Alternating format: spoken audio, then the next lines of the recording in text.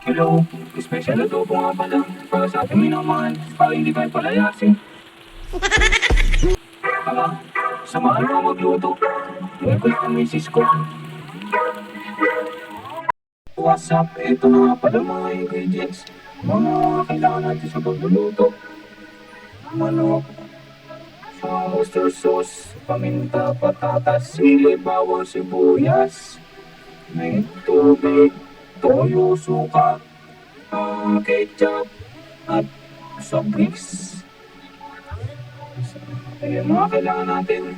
So ito ang kauna-una natin gagawin. Hugasan natin ang manok.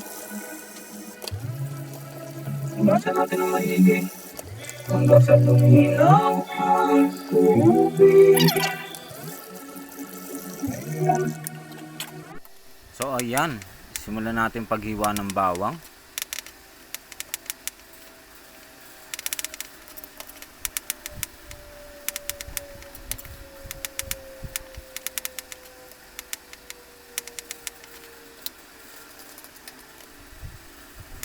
Sunod ang sibuyas. Sunod ang sibuyas.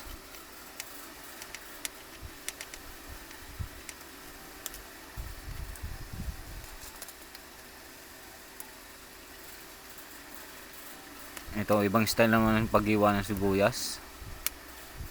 Yung una maliliit, ito pabilog naman. Sunod natin ang sili. Sunod ang patatas. Painitan ng kawali. Lagyan ng mantika. Tapos painitin.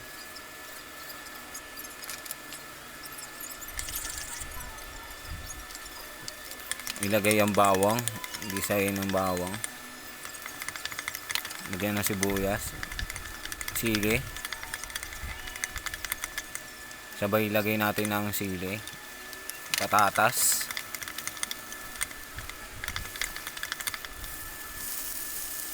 Yung manok. Ay yung paa ng manok.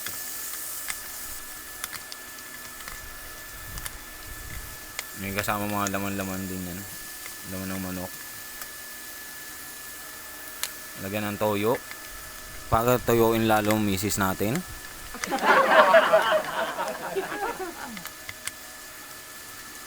Halu-haluin natin. Lagyan ng tubig. Ay suka muna. Tubig. Ketchup. Oyster sauce. Mas paminta. Lagyan natin ng coke.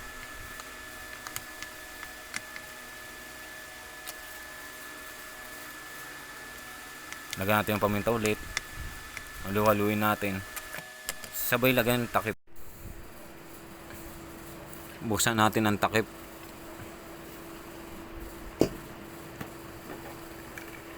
Lagyan natin ng chicken powder. Nor chicken powder. Ilagay. Dalawang spoon. Haluin. Haluin ng haluin. Pangalo kay ube. Takpan ulit. Haluin ulit. Haluin lang ng haluin. Hanggang sa halukain. Haluhaluin. Halukain hanggang sa mahilo-hilo. Sarsa pa lang. Ulam na.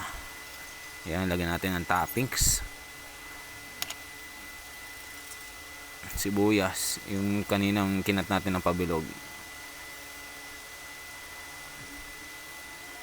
Yan, ihaluan natin para maganda tignan siya.